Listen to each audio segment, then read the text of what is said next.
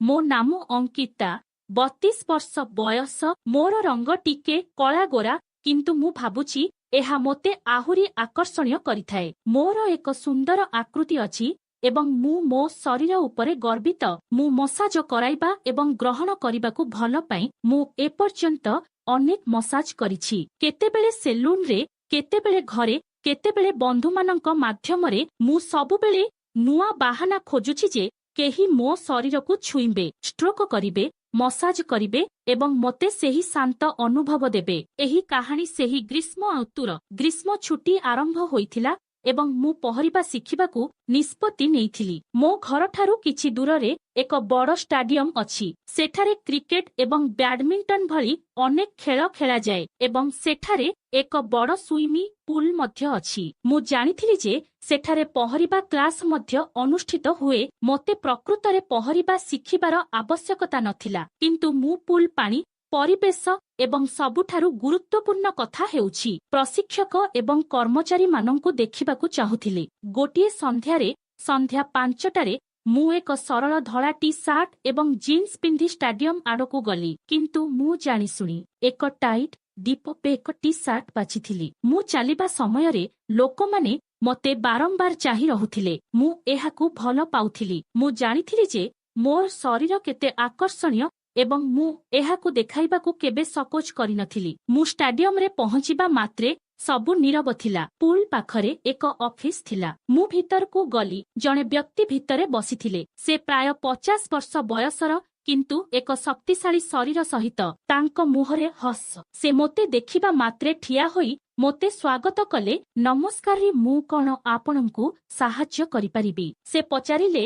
ମୁଁ କହିଲି ମୁଁ ଏକ ସନ୍ତରଣ ଶ୍ରେଣୀରେ ଯୋଗ ଦେବାକୁ ଚାହୁଁଛି। ଆମର ଆଲୋଚନା ସମୟରେ ମୁଁ ଜାଣିଲି ଯେ ସେ ମୁଖ୍ୟ ପ୍ରଶିକ୍ଷକ। ତାଙ୍କ ନାମ ଲୋକନାଥ, କିନ୍ତୁ ସମସ୍ତେ ତାଙ୍କୁ ଲୋକନାଥ ସାର ବୋଲି ଡାକୁଥିଲେ। ଅନ୍ୟ ପ୍ରଶିକ୍ଷକ ଥିଲେ ସମୀର, ସହାୟକ ପ୍ରଶିକ୍ଷକ।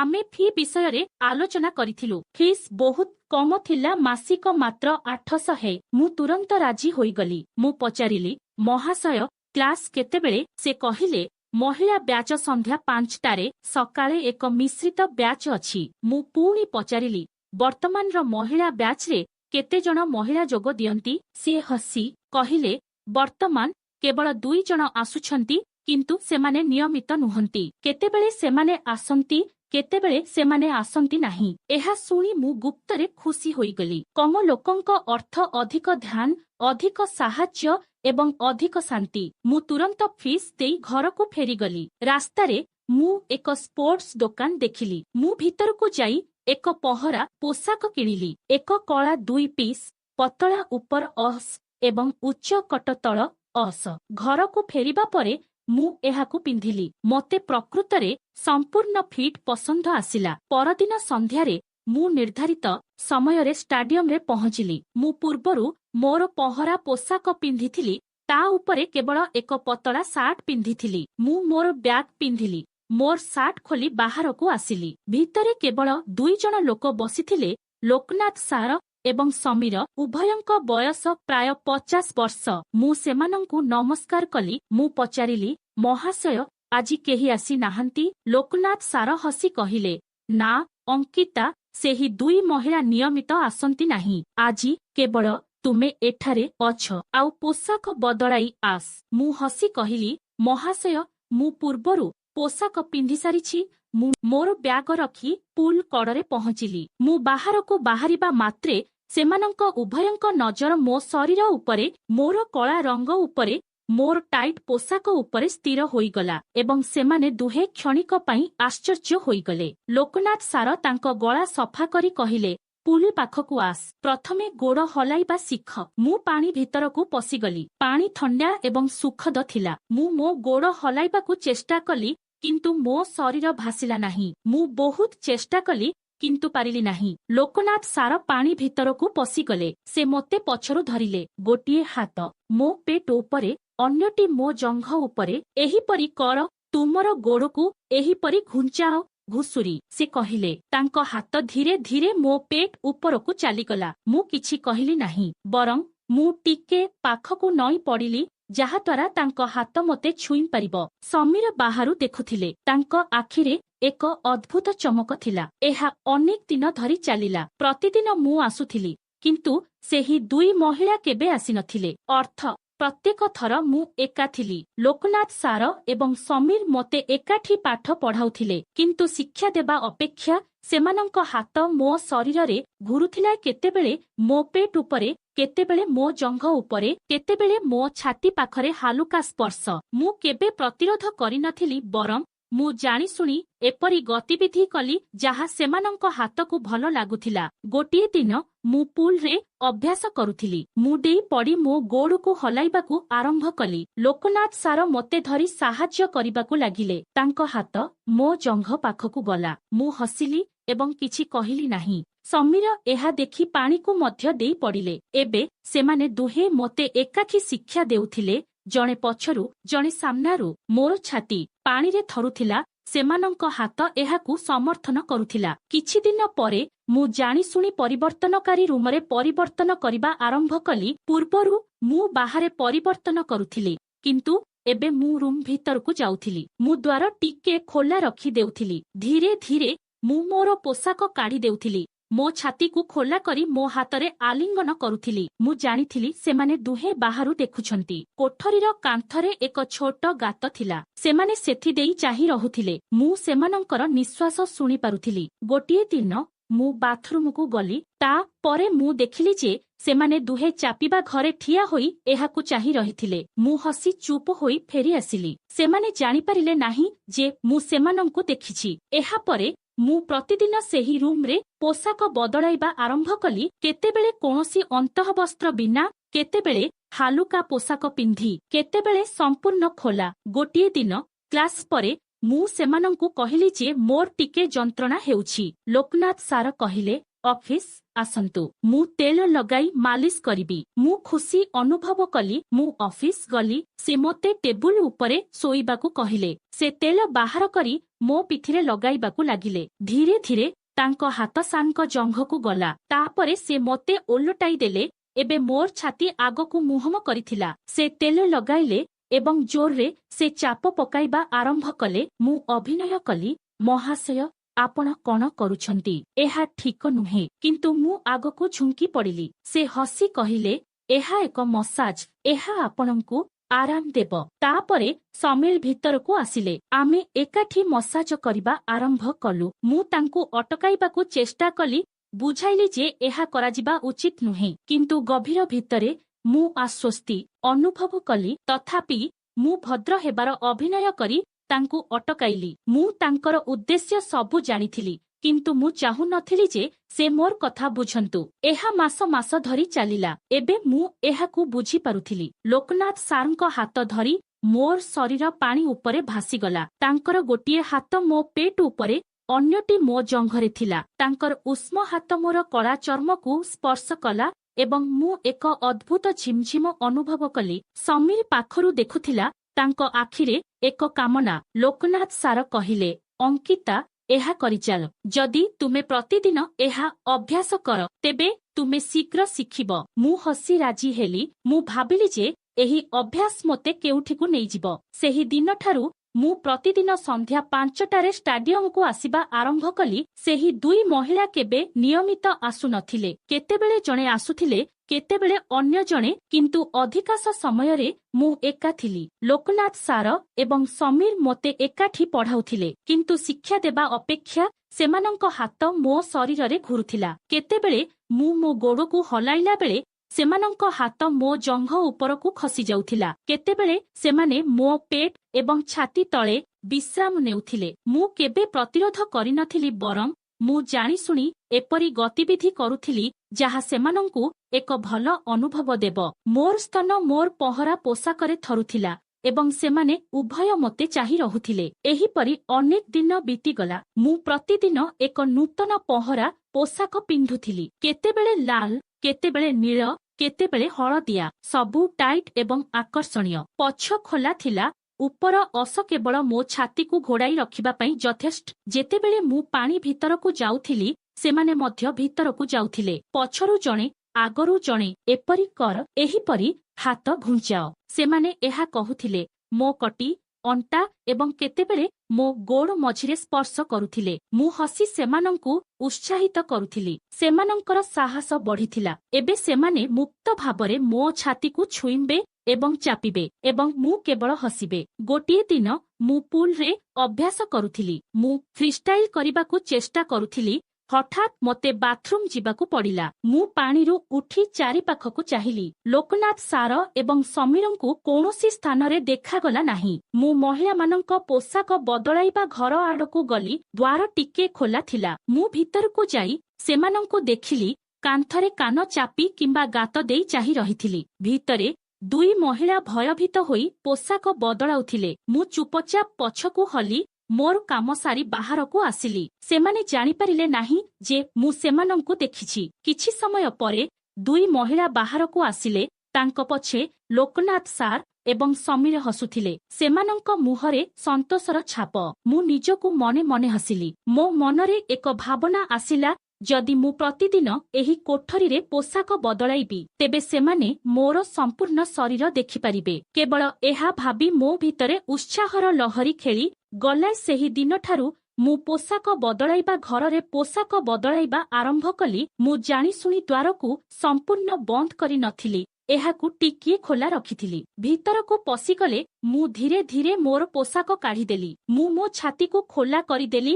ହାତରେ ଆଲିଙ୍ଗନ କରି ଘୁଞ୍ଚାଇଲି। ତାପରେ ମୁଁ ତଳ ଅସ କାଢ଼ିଦେଲି। ମୁଁ ଜାଣିଥିଲି ଯେ ସେମାନେ ଗାତ କିମ୍ବା ଖୋଲା ଦ୍ୱାର ଦେଇ ଦେଖୁଛନ୍ତି। ମୁଁ ସେମାନଙ୍କର ନିଶ୍ୱାସ ଶୁଣିପାରୁଥିଲି। କେତେବେଳେ ମୁଁ ଜାଣିଶୁଣି ଦର୍ପଣ ସାମ୍ନାରେ ଠିଆ ହୋଇ ନିଜକୁ ଦେଖିବାର ଅଭିନୟ କରୁଥିଲି। କିନ୍ତୁ ପ୍ରକୃତରେ ମୁଁ ସେମାନଙ୍କ ପାଇଁ ପ୍ରଦର୍ଶନ କରୁଥିଲି। କିଛି ଦିନ ଧରି ମୁଁ ପ୍ରତିଦିନ କିଛି ନୂଆ ଚେଷ୍ଟା କରୁଥିଲି। କେତେବେଳେ କୌଣସି ଅନ୍ତଃବସ୍ତ୍ର ବିନା, କେତେବେଳେ ହାଲୁକା ପୋଷାକ ପିନ୍ଧି, କେତେବେଳେ ସମ୍ପୂର୍ଣ୍ଣ ଖୋଲା ହୋଇ ବୁଲୁଥିଲି। ସେମାନେ ଦୁହେଁ ଅଧିକରୁ ଅଧିକ ଉତ୍ସାହିତ ହୋଇଗଲେ। ସେମାନଙ୍କର ସ୍ପର୍ଶ ଅଧିକ ତୀବ୍ର ହୋଇଗଲା। ପୁଲ୍ ଭିତରେ ସେମାନେ ଖୋଲାଖୋଲି ଭାବରେ ମୋ ଛାତିକୁ ଚାପି ଦେଉଥିଲେ ଏବଂ ମୋ ଜଙ୍ଘକୁ ଚାପୁଡ଼ା ମାରୁଥିଲେ। ମୁଁ କେବଳ ହସି କହିଥିଲି, ମହାଶୟ, ଏପରି କରନ୍ତୁ ନାହିଁ। କିନ୍ତୁ ମୁଁ ମୋ ଶରୀରକୁ ଆଗକୁ ବଢ଼ାଇ ଦେଉଥିଲି। ଗୋଟିଏ ଦିନ ଦୁଇ ମହିଳା ଆସିନଥିଲେ। ମୁଁ ଏକା ଥିଲି। ମୁଁ ପୁଲ୍ ଭିତରେ ଅଭ୍ୟାସ କରୁଥିଲି। ମୁଁ ପାଣିକୁ ଡେଇଁ ପଡ଼ିଲି। ହଠାତ୍ ମୋର ଗୋଡ଼ରେ ଏକ ତୀବ୍ର ଯନ୍ତ୍ରଣା ଅନୁଭବ ହେଲା। ଏହା କଞ୍ଚା ହୋଇଗଲା। ମୁଁ ଚିତ୍କାର କଲି। ଲୋକନାଥ ସାର ତୁରନ୍ତ ପାଣିକୁ ଡେଇଁ ପଡ଼ିଲେ। ସେ ମୋତେ ଉଠାଇ ବାହାର କଲେ। କ'ଣ ହେଲା ଅଙ୍କିତା? ସେ ଚିନ୍ତିତ ହୋଇ ପଚାରିଲେ। ମୁଁ ତାଙ୍କୁ ମୋର ଗୋଡ଼ ଦେଖାଇଲି। ସମୀର ମଧ୍ୟ ସାହାଯ୍ୟ କଲେ ଏବଂ ମୋତେ ଅଫିସ୍ ରୁମ୍କୁ ନେଇଗଲେ। ସେ ମୋତେ ସୋଫାରେ ଶୁଆଇ ଦେଲେ। ଲୋକନାଥ ସାର କହିଲେ, ଚିନ୍ତା କର ନାହିଁ, ମୁଁ ତେଲ ଲଗାଇ ମାଲିସ କରିବି। ତୁମେ ତୁରନ୍ତ ଆରାମ ପାଇବ। ସେ ସମୀରଙ୍କୁ କହିଲେ, ବାମ ମାସ ଆଲମାରିରୁ ତେଲ ବୋତଲ ଆଣ। ସମୀର ତାହା ଆଣିଲା। ଲୋକନାଥ ସାର ମୋ ଗୋଡ଼ରେ ତେଲ ଲଗାଇ ମାଲିସ କରିବାକୁ ଲାଗିଲେ। ଧୀରେ ଧୀରେ ତାଙ୍କ ହାତ ମୋ ଜଙ୍ଘ ଉପରକୁ, ତାପରେ ଉପରକୁ ଘୁଞ୍ଚିଗଲା। ମୁଁ ମୋର ଆଖି ବନ୍ଦ କଲି। ତାପରେ ସେ ମୋର ପୋଷାକ ଉଠାଇ ମୋ ଛାତିକୁ ସ୍ପର୍ଶ କଲେ। ସେ ଏହାକୁ ଜୋରରେ ଚିପିଲେ। ମୁଁ ଅଭିନୟ କଲି, ମହାଶୟ, ଆପଣ କ'ଣ କରୁଛନ୍ତି? ସେ ହସି କହିଲେ, ଆପଣଙ୍କର ଏହା କରିବା ଉଚିତ। ଆପଣ ଶାନ୍ତ ରୁହନ୍ତୁ। ଆପଣ ଭଲ ଅନୁଭବ କରିବେ। ମୁଁ ତାଙ୍କୁ ପୁଣି କହିଲି, ମହାଶୟ, ଏପରି କରନ୍ତୁ ନାହିଁ। କିନ୍ତୁ ମୋର ସ୍ୱର ଦୁର୍ବଳ ଥିଲା। ମୁଁ ଜାଣିଥିଲି ଯେ ସେମାନଙ୍କର ସମ୍ପୂର୍ଣ୍ଣ କାର୍ଯ୍ୟକ୍ରମ ସେହିଦିନ ଆରମ୍ଭ ହେବାକୁ ଯାଉଛି। ମୁଁ ଏହାକୁ ଉପଭୋଗ କରୁଥିଲି। ମୁଁ ବାହ୍ୟ ପ୍ରତିରୋଧ ଦେଖାଇବି, କିନ୍ତୁ ମୋର ଶରୀର ଆଗକୁ ବଢ଼ିବ। ସେହି ଦିନଠାରୁ ସବୁକିଛି ବଦଳିଗଲା। ମୁଁ ଷ୍ଟାଡିୟମ ପାଇଁ ଆଗ୍ରହୀ ହେବାକୁ ଲାଗିଲି। ପ୍ରତିଦିନ ସନ୍ଧ୍ୟାରେ ମୁଁ ପ୍ରସ୍ତୁତ ହୋଇ ଚାଲି ଯାଉଥିଲି। ଏକ ନୂତନ ପୋଷାକ, କେତେବେଳେ ବିକିନି ଶୈଳୀ, କେତେବେଳେ ଏକ ପିସ୍, କିନ୍ତୁ ଏତେ ଟାଇଟ୍ ଯେ ମୋ ଶରୀରର ପ୍ରତ୍ୟେକ ବକ୍ର ଉଜ୍ଜ୍ୱଳ ହୋଇଯାଉଥିଲା। ଘରେ ମୁଁ ଦର୍ପଣ ସାମ୍ନାରେ ଠିଆ ହୋଇ ନିଜକୁ ପ୍ରଶଂସା କରୁଥିଲି। ଭାବୁଥିଲି ଯେ ଆଜି ମୋର କେଉଁ ନୂତନ ଅଭିଜ୍ଞତା ହେବ। ପରଦିନ ମୁଁ ପହଞ୍ଚିଲି ଏବଂ ପୁଲ୍ ସମ୍ପୂର୍ଣ୍ଣ ଖାଲି ଥିଲା। କେବଳ ଲୋକନାଥ ସାର ଏବଂ ସମୀର। ମୁଁ ହସି ହସି ଭିତରକୁ ଗଲି, ମହାଶୟ, ସେହି ମହିଳାମାନେ ଆଜି ଆସିବେ। ଠିକ୍ ନା? ମୁଁ ଚିଡ଼େଇ ପଚାରିଲି। ଲୋକନାଥ ସାର ହସିଲେ। ସେ କେବେ ଆସନ୍ତି ନାହିଁ। ଏବେ ତୁମେ ଆମର ଏକମାତ୍ର ଶିଷ୍ୟ। ମୁଁ ନିଜକୁ ମନେ ମନେ ହସିଲି। ଶିଷ୍ୟ ନା ରାଣୀ? ମୁଁ ଚେଞ୍ଜିଂ ରୁମକୁ ଗଲି। ମୁଁ ଜାଣିଶୁଣି ଦ୍ୱାର ଅଧା ଖୋଲା ରଖିଲି। ମୁଁ ଧୀରେ ଧୀରେ ପୋଷାକ ପିନ୍ଧିଲି। ଆଜି ଲାଲ ରଙ୍ଗଟି ପଛରେ କେବଳ 2ଟି ସୂତ୍ର ସହିତ ବନ୍ଧା ହୋଇଥିଲା। ଛାତିର ଅଞ୍ଚଳ ଏତେ ଗଭୀର ଥିଲା ଯେ ପ୍ରାୟ ସବୁ କିଛି ଦୃଶ୍ୟମାନ ହେଉଥିଲା। ମୁଁ ଦର୍ପଣ ସାମ୍ନାରେ ଠିଆ ହୋଇ ମୋ ଶରୀରକୁ ହଲାଇଲି ଏବଂ ତାକୁ ଆଦର କଲି। ମୁଁ ଜାଣିଥିଲି ସେମାନେ ଦୁହେଁ ଗାତ ଦେଇ ଦେଖୁଛନ୍ତି। ସେମାନଙ୍କର ନିଶ୍ୱାସ ଭାରି ହେଉଥିଲା। ମୁଁ ବାହାରିବା ମାତ୍ରେ ଲୋକନାଥ ସାର କହିଲେ, ଅଙ୍କିତା, ଆମେ ଆଜି ଡାଇଭି ଅଭ୍ୟାସ କରିବୁ। ମୁଁ ରାଜି ହୋଇଗଲି। ମୁଁ ଉଚ୍ଚ ଡ୍ରାଇଭି ବୋର୍ଡ ଉପରେ ଚଢ଼ିଲି।